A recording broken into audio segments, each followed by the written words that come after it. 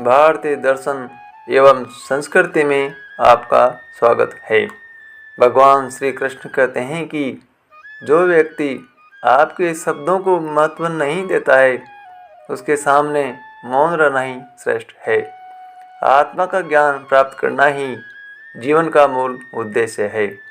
मैं श्रेष्ठ हूँ, यह आत्मविश्वास है, लेकिन सिर्फ मैं ही श्रेष्ठ हूँ, यह अहंकार है और ये जीवन में पतन का कारण बनता है। प्रेम सदैव माफ़ी मांगना पसंद करता है और अहंकार सदैव माफ़ी सुनना पसंद करता है। जो मार्ग ईश्वर ने आपके लिए खोला है, उसे कभी भी कोई बंद नहीं कर सकता है। मनुष्य का जीवन केवल उसके कर्मों पर आधारित होता है। जैसा कर्म होता है, वैसा ही उसका जीवन होता है।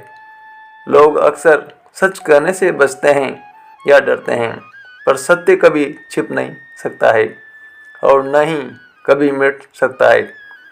कितना भी छिपा लो, पर सच तो उजागर हो ही जाएगा।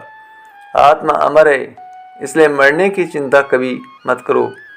भगवान श्री कृष्ण कहते हैं कि मैं ही इस सृष्टि की रचना करता हूँ, मैं ही इसका पालन पोषण करता हूँ और मैं ही इस सृष्टि का विनाश करता हूँ। जब संसार में धर्म की हानि और अधर्म की विजय होगी, तब मैं इस पृथ्वी पर अवतार लेता हूँ। भगवान श्री कृष्ण कहते हैं कि शांति से भी दुखों का अंत हो जाता है और शांत चित्त मनुष्य की बुद्धि शीघ्र ही स्थिर होकर परमात्मा से युक्त हो जाती है। आत्मा का अंतिम लक्ष्य परमात्मा से मिलन होता है। इच्छा पूरी नहीं होती है तो क्रोध बढ़ता है और इच्छा पूरी होती है तो लोभ बढ़ता है। इसलिए जीवन की हर स्थिति में धैर्य बनाए रखना चाहिए। धर्म केवल रास्ता दिखाता है, लेकिन मंजिल तक तो कर्म ही पहुंचाता है।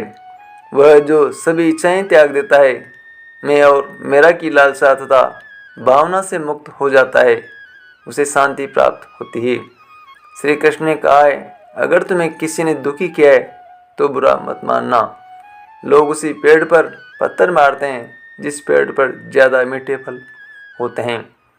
भगवान श्री कृष्ण कहते हैं कि स्वार्थ से रिश्ते बनाने की कितनी भी कोशिश करें, वो कभी नहीं बनते हैं, और प्रेम से बने हुए रिश्तों को कितना भी तोड़ने की कोशिश करें, वो कभी नहीं टूटते हैं। यदि व्यक्ति शिक्षा से पहले संस्कार, व्यापार से पहले व्यवहार और भगवान से पहले माता पिता को पहचान ले तो जीवन में कभी कोई कठिनाई नहीं आएगी। जय श्री कृष्ण।